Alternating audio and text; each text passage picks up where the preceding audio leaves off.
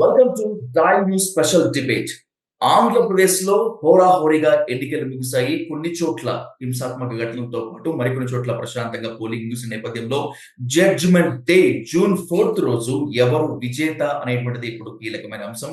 ఎన్నికలు జరిగినటువంటి సరళి, దాని తర్వాత ఫలితాలపై వస్తున్నటువంటి ఉత్కంఠ నేపథ్యంలో ఎన్నికలు ఎలా జరిగాయి, ఫలితాలు ఏ విధంగా ఉంటాయి అనేటువంటి దానిపై, అలాగే తన కంటెస్టెంట్ పై కూడా ఎలా ఉంది అనేటువంటి దానిపై చర్చిద్దాం. మాజీ సిబిఐ జేడి లక్ష్మీనారాయణ గారితో ఇప్పుడు హాట్ సెట్ చేశారు. లక్ష్మణ్ గారు నమస్తే. నమస్తే Vijay sir. Welcome to dial news sir. Sir, before ఏపీలో ఎలక్షన్స్ జరిగినటువంటి తీరుపై ముందు మాట్లాడదాము. ఎలా అనిపించింది సార్ 2024లో జరిగినటువంటి సార్వత్రిక ఎన్నికల్లో పోలింగ్ అన్ని చోట్ల ఘటనలు మీరు చూశారు. How you felt and what is your aspect on that sir? ముఖ్యంగా ఈ ఎన్నికల్లో చూడాల్సిన కొన్ని అంశాలను చూస్తే పోలింగ్ పర్సెంటేజ్ పెరగడం అన్నది ఒకటి నెంబర్ 1 పాయింట్. అంటే పోలింగ్ పర్సెంటేజ్ పెరిగింది. ఆ తర్వాత ముఖ్యంగా ఇంతకు ముందు చాలా ప్రాంతాల నుంచి ఓటు వేయడానికి వచ్చేవాళ్ళు కాదు. కానీ ఈసారి సంక్రాంతికి ఎలాగైతే హైదరాబాద్ ఖాళీ అవుతుందో, ఈ ఎన్నికల్లో హైదరాబాద్ మళ్ళా ఒక్కసారి చాలా మంది ఇక్కడికి వచ్చి ఓటు వేయడం జరిగింది. దాంతో పాటు విదేశాల్లో ఉన్న వాళ్ళు కూడా చాలా మంది ఖర్చు పెట్టుకొని ఇక్కడికి వచ్చి ఓటు వేసిన కొన్ని సంఘటనలు కూడా జరిగాయి. చాలా మంది వచ్చారు. సో ఇదంతా ఏంటంటే ఒక పాజిటివ్ దిశగా మనం ఆలోచించాల్సిన ఒక సందర్భం. ఆ తర్వాత ఎలక్షన్ లో ఉన్న సదుపాయాలు, ఆ తర్వాత ఎన్నికల సంఘం, మిగతా ఎన్నికల యంత్రాంగం ఇంకా కొద్దిగా వ్యవస్థలో మంచి వ్యవస్థ, తర్వాత చేసే అరేంజ్మెంట్స్ చేసి ఉండాల్సిందన్నది సర్వసాధారణంగా ఓటర్ల యొక్క అభిప్రాయం. ఎందుకంటే ఈసారి వేసవి చాలా సివియర్ గా ఉంది. ఈసారి ఎండలు గత ఎన్నికల్లో పోలిస్తే ఈసారి ఎండలు చాలా ఎక్కువగా ఉండినాయి. ఆ తర్వాత కొన్ని కనీస సౌకర్యాలు, అంటే పైన షేడ్ గాని, తర్వాత ముఖ్యంగా కూర్చోవడానికి వ్యవస్థ గాని, తర్వాత చాలా చిన్న చిన్న పోలింగ్ బూత్స్ లోనే 1000-1500 మంది ఓటర్లను ఓటు వేయమనడం, ఒక బిల్డింగ్ లోనే 5-6 పోలింగ్ బూత్స్ ఏర్పాటు చేయడం, ఇవన్నీ కూడా చాలా మంది ఓటర్లు కొంతమంది నిరుత్సాహం చెంది వెనక్కి వెళ్ళిపోయిన అనుభవం కూడా చాలా మందికి. అందువల్ల ఏంటంటే ఇప్పుడైతే మనం పోలింగ్ శాతం పెంచాలనుకుంటున్నామో దానికి సంబంధించిన ఏర్పాట్లు కూడా అదే విధంగా చేయాల్సిన ఆవశ్యకత ఎన్నికల యంత్రాంగం మీద కూడా ఉంటుంది. ఎన్నికలంటే ఏదో విధంగా పూర్తి చేయాలనేది కాదు. ఎన్నికల్లో పాల్గొన్న ప్రతి ఒక్కరూ కూడా మాకు సరి అయిన సదుపాయాలు ఏర్పాటు చేయబడ్డాయి, ఆ తర్వాత సక్రమంగా మా ఓటు హక్కు వినియోగించుకున్నామన్న భావనలతో వెళ్ళగలగాలి. ఎందుకంటే ఇది కంటిన్యూస్ ప్రాసెస్. ఆ తర్వాత ముఖ్యంగా ఈసారి 85 సంవత్సరాలు 80 సంవత్సరాలు నిండిన వాళ్ళకి ఇంట్లోనే ఓటు చేసే అవకాశం కూడా ఒకటి కల్పించబడింది. ఇదొకటి కొత్తగా వచ్చిన మార్పు ఇందులో. ఆ తర్వాత ముఖ్యంగా ఆంధ్రప్రదేశ్ లో తీసుకుంటే పోస్టల్ బ్యాలెట్ చాలా మంది వినియోగించుకున్న సందర్భం. సుమారుగా 5 లక్షలకు పైగా పోస్టల్ బ్యాలెట్ ధారకులు ఎవరైతే ఉన్నారో వారందరూ కూడా ఓటు హక్కు వినియోగించుకోవడం అన్నది ఒక ప్రధానమైన అంశం. అంటే ఈ ఎన్నికల్లో వచ్చిన సుమారు 2-2.5% ఓటు, అంటే పోలింగ్ పర్సెంటేజ్ పెరిగింది. ముఖ్యంగా మీరు చూస్తే ఐ థింక్ దర్శి నియోజకవర్గంలో 90% పైగా ఓటింగ్ జరిగినట్టుగా రికార్డు. ఆ తర్వాత ఐ థింక్ విజయవాడలో ఏదో ఒక కాన్స్టిట్యుయెన్సీలో, అంతకన్నా తిరుపతిలో అన్నిటికన్నా తక్కువగా ఓటింగ్ జరగడం. విశాఖపట్నంలో చూస్తే సుమారుగా ఒక 2-2.5% ఓటింగ్ పెరగడం జరిగింది. ఇంకా చూసుకుంటే మొత్తం ఆంధ్రప్రదేశ్ లో సుమారుగా 95 లక్షల మంది ఓటు హక్కు వినియోగించుకోలేదు ఈసారి అన్నది సజాసజిగా మనకున్న స్టాటిస్టిక్స్.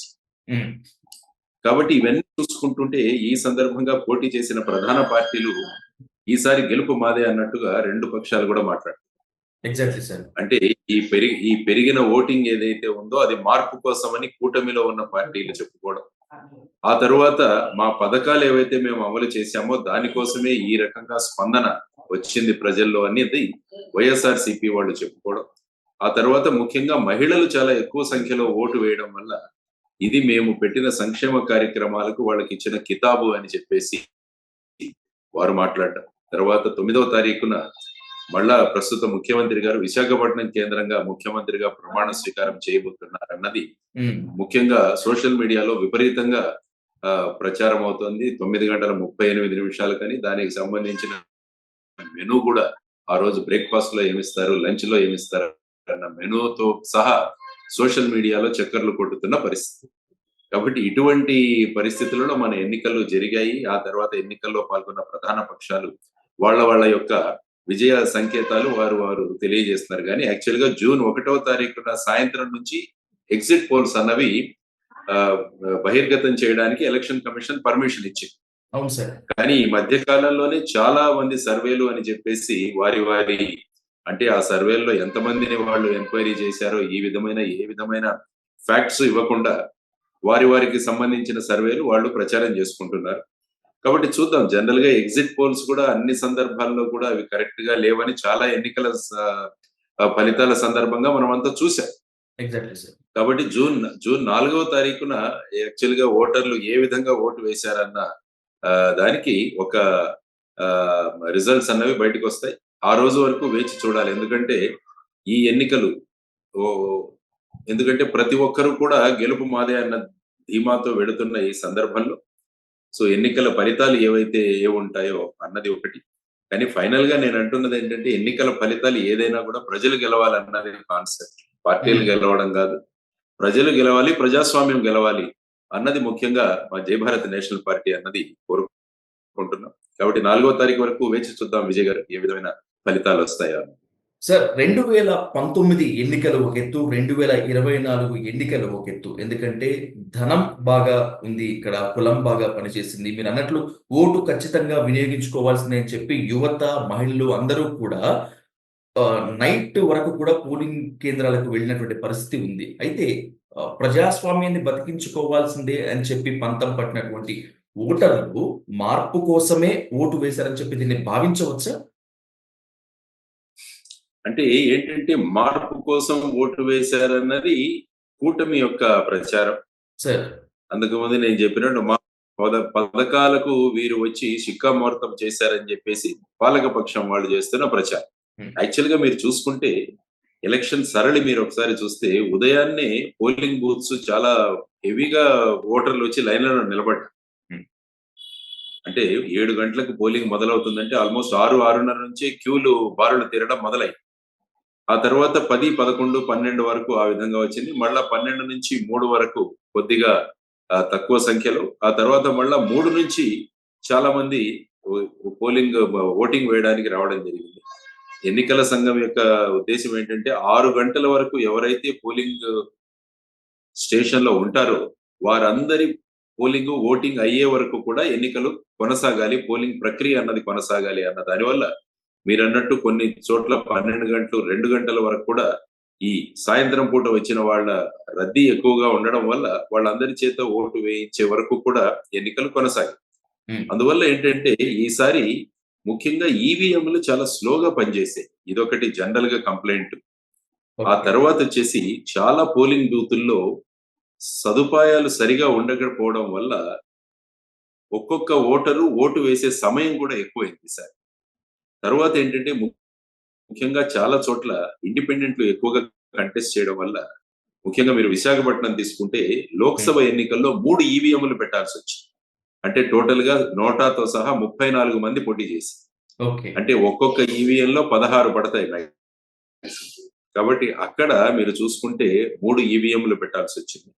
ఆ తర్వాత సీనియర్ సిటిజన్లు వచ్చినప్పుడు వాళ్ళు ఈ ఈవీఎం మెషిన్లలో ఓటు వేసే ప్రక్రియకి ఇంకా అలవాటు పడకపోవడం వల్ల చాలా మంది అది కూడా చాలా టైము పట్టింది. తర్వాత ఏంటంటే ముఖ్యంగా ఈ పోలింగ్ బూత్స్ లో లైటింగ్ అన్నది చాలా తక్కువగా ఉంటుంది. లైటింగ్ దాన్ని నేను ప్రధానంగా ప్రశ్నిస్తే వాళ్ళు ఏం చెప్తున్నారంటే వీవీప్యాట్లు ఏవైతే ఉన్నాయో దాని మీద ఎక్కువ లైట్ పడితే ఈ వీవీప్యాట్లు పని చేయవు, అందువల్ల లైటింగ్ తక్కువ పెట్టాము. అంటే నేను వాళ్ళను ప్రశ్నించింది ఏంటంటే మన ఎన్నికలు వీవీప్యాట్లను బతికించడానిక, ప్రజాస్వామ్యాన్ని బ్రతికించడానిక? ఫైనల్ గా ఈవీఎం మీద ఎవరెవరు ఉన్నారు, తర్వాత ఎవరెవరి ఫోటోలు ఉన్నాయి, ఎవరెవరి గుర్తులు ఉన్నాయి, ఎవరెవరి పేర్లు ఉన్నాయని స్పష్టంగా కనిపించాల్సిన అవసరం ఉంది. అవి కనపడకుండా మీరు వీవీప్యాట్లను రక్షించుకోవడానికి తక్కువ లైటింగ్ పెడతా ఎలా అని చాలా చోట్ల లైటింగ్ పెంచాలని కూడా చెప్పడం జరిగింది. కానీ ఈ విషయాలన్నీ సంకలనం చేసి ఎలక్షన్ కమిషన్ కు రిప్రజెంటేషన్ ఇస్తున్నాం. మేము అట్లీస్ట్ వచ్చే ఎన్నికల్లో మీరు మంచి వీవీప్యాట్లు కొత్త మెకానిజం తో తయారు చేయండి, లైటింగ్ ఎక్కువగా ఉంచండి. ఆ తర్వాత ఈవీఎం మెషిన్ మీద మా బ్యాలెట్ పేపర్ ఏదైతే అంటించారో అది సుస్పష్టంగా ఉండట్లేదు. ఎక్కడో ప్రింటింగ్ ప్రెస్ లో ప్రింట్ చేసి దాన్ని పెట్టి దాన్ని పేస్ట్ చేస్తున్నారు. దాని బదులు మంచి చక్కని ఫోటోగ్రాఫిక్ ప్రింట్ వేసి దాన్ని అతికించవచ్చు కదా. ఎప్పటికైనా కూడా ఓటరు ఏ విధంగా త్వరగా తన ఓటు హక్కును వినియోగించుకొని తనకు కావలసిన వ్యక్తికి ఓటు వేసే విధంగా మనం అరేంజ్మెంట్స్ చేయాలి కానీ వివిప్యాట్ల సంరక్షణ అని లేకుంటే ఈ ఓటింగ్ అన్నది ఒక తంతులాగా జరగాలన్నది భావించదు. సో ఇవన్నీ కూడా ఎలక్షన్ సంఘము తర్వాత ఎన్నికలు నిర్వహిస్తున్న అధికారులు నేర్చుకోవాల్సిన విషయాలు. ఎందుకంటే ఈ ఫీడ్బ్యాక్ తీసుకోవాలి. ఫీడ్బ్యాక్ తీసుకుని వచ్చే ఎన్నికల్లో ఇటువంటి లోటుపాట్లు లేకుండా చూసుకోవాల్సిన బాధ్యత వారి మీద ఉంది. కాబట్టి మీరన్నట్టు మీ ప్రశ్నను బట్టి బారులు తీరిన క్యూలు 12 నుంచి 2 గంటల వరకు కూడా ఉన్నారు. కాబట్టి ఇంకా కొన్ని చోట్ల కొంతమంది చెప్పింది ఏంటంటే చాలా మంది ఈ ఎన్నికల్లో కూడా విపరీతంగా డబ్బులు పంచారు. ఈ డబ్బులు పంచిన వాళ్ళు కూడా చివరి మినిట్ వరకు డబ్బులు అందిన తర్వాతే వాళ్ళు పోలింగ్ బూత్లకు వచ్చారన్నది కూడా ఇంకొక వాదన. అందువల్లే సాయంత్రం వరకు కూడా ఈ పోలింగ్ జరిగిందన్నది కొన్ని సందర్భాల్లో కొంతమంది చేస్తున్న వాదన. అయినా కూడా ఈ ఎన్నికల్లో నేను చూసింది ఏంటంటే మళ్ళా ధన ప్రభావం చాలా ఎక్కువగా ఉండింది. డబ్బులు పంచడం అన్నది కూడా జరిగింది. డబ్బులు పట్టుకున్నారు అనుకోవచ్చు కానీ అది పట్టుకున్నది నామమాత్రం మాత్రమే. కానీ ధన ప్రభావం మీరన్నట్టు ఈ కుల ప్రభావం ఇవన్నీ కూడా వీటిని తక్కువ చేయడంలో మనం ఎక్కడా కూడా పెద్దగా సక్సెస్ఫుల్ అవ్వట్లేదని నాకు అనిపిస్తుంది. ఇంకా హోరాహోరీగా జరిగినటువంటి పోరు ప్రధాన పార్టీలు ఖచ్చితంగా గెలిచి తీరాల్సిందే అన్ని పెట్టుకున్నటువంటి ఈ సమరంలో జై భారత్ నేషనల్ పార్టీ వ్యవస్థాపక అధ్యక్షులుగా ఉన్నటువంటి మీరు ఎలా తట్టుకున్నారు అసలు ఈ పోటీని వీటన్నింటినీ? మేము ఎందుకంటే మా ప్రిన్సిపల్స్ చాలా క్లియర్. ఈ ధన రాజకీయాలు కుల రాజకీయాలు వీట్ల పట్ల జై భారత్ నేషనల్ పార్టీ వెళ్ళదు. డబ్బు పంచే ప్రసక్తే లేదు. జీరో బడ్జెట్ పాలిటిక్స్ ఏదైతే మా నినాదమో ఆ నినాదం మీదే మేము వెళ్ళాము. తర్వాత మా ప్రచారం కూడా డోర్ టు డోర్ ప్రచారం. తర్వాత వీలైనంత మంది ఓటర్లను ప్రత్యక్షంగా కలవడం. ఆ తర్వాత మా మేనిఫెస్టోను వాళ్ళ దగ్గరికి తీసుకువెళ్ళడం. జై భారత్ నేషనల్ పార్టీ పోటీ చేసిన ప్రతి నియోజకవర్గంలో కూడా ఆ నియోజకవర్గ మేనిఫెస్టోలను ప్రజల దగ్గరికి తీసుకువెళ్ళడం. కాబట్టి ప్రజాస్వామ్యాన్ని బ్రతికించుకోవడానికి వచ్చింది జై భారత్ నేషనల్ పార్టీ అని మా ఎఫర్ట్స్ ఏవైతే మేము పెట్టిన శ్రమ ఏదైతే ఉందో దానిలో ఎక్కడా కూడా మేము తక్కువ చేయకుండా వీలైనంత 24/7 ఆల్మోస్ట్ ఉన్న స్థితిగతుల్లో మా అందరూ అభ్యర్థులు కూడా చక్కగా ప్రచారం చేశారు. కాబట్టి ప్రజలు ఏ విధంగా స్పందిస్తారన్నది మేము కూడా 4వ తేదీన మాకు కూడా తెలుస్తుంది. అంటే జై భారత్ నేషనల్ పార్టీకి పడే ప్రతి ఓటు కూడా ఒక చైతన్యవంతమైన ఓటర్ నుంచి వచ్చే ఓటు అని మేము అనుకుంటాం. అంటే ఇటువంటి కన్స్ట్రెయింట్స్ ఉన్న ఈ ప్రజాస్వామ్యంలో, ఇటువంటి ప్రలోభాలు ఉన్న ఈ ప్రజాస్వామ్యంలో జై భారత్ నేషనల్ పార్టీకి పడే ప్రతి ఓటు కూడా చైతన్యం దిశగా మేము అనుకున్న లక్ష్యాలకు ముందుకు తీసుకువెళ్లే దిశగా ఉంటుంది అన్న ఆ ధైర్యంతో ముందు ఏ విధంగా పార్టీని ముందుకు తీసుకువెళ్లాలన్న ధీమాతో జై భారత్ నేషనల్ పార్టీ ముందుకు పెడుతుంది. కాబట్టి చూద్దాం ఏ విధంగా ఫలితాలు ప్రజలు ఏ విధంగా స్పందించారు. ఒకవేళ గనక ప్రజలు స్పందించాల్సిన రీతిలో స్పందించకపోతే జై భారత్ నేషనల్ పార్టీ అధ్యక్షులుగా ఉన్నటువంటి మీరు దృక్పథాన్ని మార్చుకునేటువంటి అవకాశం ఏదైనా ఉంటుందా? అంటే మరొక రాజకీయ పార్టీ వైపు వెళ్ళేటువంటి ఛాన్స్ ఏదైనా ఉంటుందా? మా ఆశయాలతో కొనసాగుతాం. ఎందుకంటే మాకు అందరికీ గురువు గారు అబ్దుల్ కలాం ఆయన ఏం చెప్పారంటే మనం ఆశించిన ఫలితాలు మనం లేకుంటే మనం ఆ విధంగా దిశలో వెళితే ఇది నేర్చుకోవడానికి ఒక ప్రధానమైన మొదటి అనుభవం అని అలా అనుకో. దాని నుంచి అనేక విషయాలు నేర్చుకుంటూ మనం ముందుకు వెళ్ళాలి. కానీ మనం ఎంచుకున్న పంథా ఏదైతే ఉందో మనం ఎన్నుకున్న సిద్ధాంతాలు ఏవైతే ఉన్నాయో వాటిని పక్కకు పెట్టకుండా ఆ సిద్ధాంతాలను అనుసరిస్తూ ఇంకా ప్రజలలో ఏ విధంగా మమేకం అవ్వాలన్నది జై భారత్ నేషనల్ పార్టీ. ఎందుకంటే ఈ ఎన్నికలన్నవి ప్రతి 5 సంవత్సరాలకు వస్తుంటాయి. ఆ తర్వాత అనేక ఎన్నికలు ఉన్నాయి. గ్రామ పంచాయతీ ఎన్నికలు ఉన్నాయి, కార్పొరేషన్ ఎన్నికలు ఉన్నాయి. ఇవన్నీ కూడా చేస్తూ ముఖ్యంగా యువతరానికి పెద్ద పెట్టున నాయకత్వ లక్షణాలు నాయకత్వాన్ని వహించే విధంగా ముందుకు తీసుకువెళ్లాలన్నది జై భారత్ నేషనల్ పార్టీ యొక్క సంకల్పం. ఆ దిశలో ముందుకు వెళతాం. There is no doubt Vijay. Sir, రేపు ఎన్నికల తర్వాత ఏదో ఒక పార్టీ గెలుస్తుంది, ఖచ్చితంగా గెలిచి పాలనా పగ్గాలు చేపడుతుంది. కూటమి అధికారంలోకి వచ్చిన, వైసీపీ అధికారంలోకి వచ్చిన మీ అవసరం ఖచ్చితంగా ఆ పార్టీకి ఉండాలి అని చెప్పి అటు చంద్రబాబు నాయుడు భావించిన, మళ్ళీ తిరిగి జనసేన అధినేత పవన్ కళ్యాణ్ భావించిన, వైసీపీ అధినేత జగన్మోహన్ రెడ్డి భావించిన ఆహ్వానం గనక ఏదన్నా అందితే కన్సిడర్ చేసేటువంటి ఛాన్స్ ఉంటుందా? ఖచ్చితంగా ఆహ్వానం ఉన్నా లేకున్నా కూడా ఈ రాష్ట్రానికి సంబంధించిన రాష్ట్ర అభివృద్ధి కోసం జై భారత్ నేషనల్ పార్టీ ఖచ్చితంగా మా సలహాలు సూచనలు అన్నవి ఇస్తూనే ఉంటాం.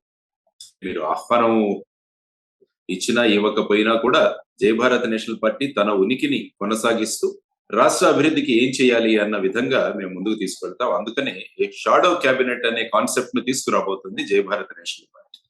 అంటే ఓకే. మీరు అన్నట్టు ఏ పార్టీ అధికారంలోకి వచ్చినా కూడా అక్కడ క్యాబినెట్ ఒకటి ఉంటే షాడో క్యాబినెట్ ప్రజల తరపున ఒక షాడో క్యాబినెట్ ని ఏర్పాటు చేస్తుంది జై భారత్ నేషనల్ పార్టీ. కాబట్టి ఓకే. ప్రతి అంశం మీద అక్కడ క్యాబినెట్ లో ఏ విధమైన ప్రస్తావనలు చేస్తున్నారో దాన్ని ఇక్కడ ప్రవేశపెట్టి ఈ క్యాబినెట్ ఏ విధంగా ఆ ప్రశ్నకు స్పందిస్తుందని ఆ రిపోర్ట్ మేము ఇస్తుంటాం.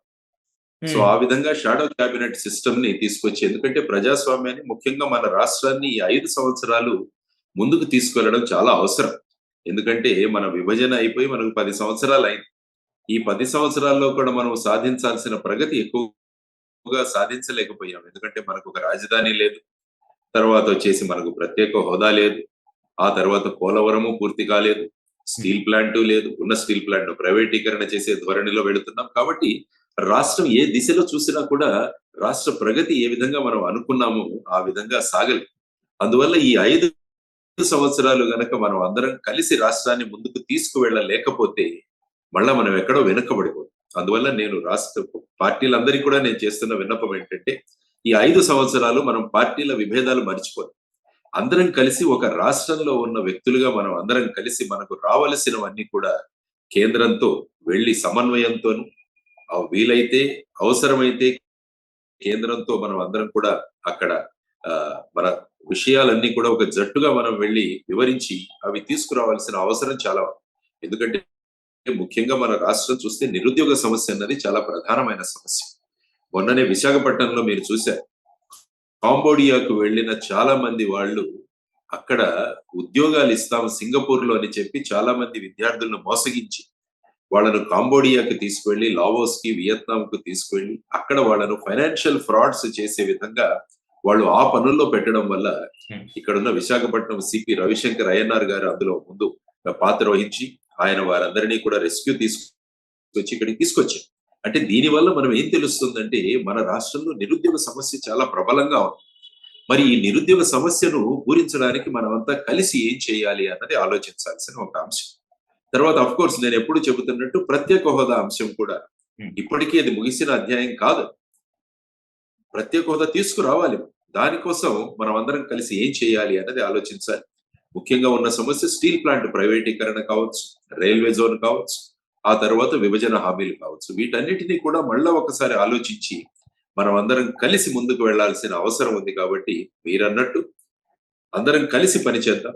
అందరం కలిసి రాష్ట్రానికి మంచి రోజులు తీసుకొద్దామని మళ్ళా మీరు పాలక పక్షము, ప్రతిపక్షము అని ఒకరి మీద ఒకరి కేసులు పెట్టుకోవడం, ఒకరినొకరు నిందిస్తూ అసెంబ్లీలలో మాట్లాడుకోవడం, ఇటువంటి విధానాలు కాకుండా కన్స్ట్రక్టివ్ గా, అభివృద్ధి దిశగా, సకారాత్మకంగా మనం అంతా కూడా ముందుకు వెళ్దాం అన్నది జై భారత్ నేషనల్ పార్టీగా కాకుండా నేషనల్ పార్టీతో పాటు నేను ఒక వ్యక్తిగా కూడా ఈ అన్ని పార్టీలకు చేస్తున్న ఒక విన్నపం. ఆ విధంగా ముందుకు వెళదామన్నది ఆలోచించాల్సిన ప్రధానమైన అంశం.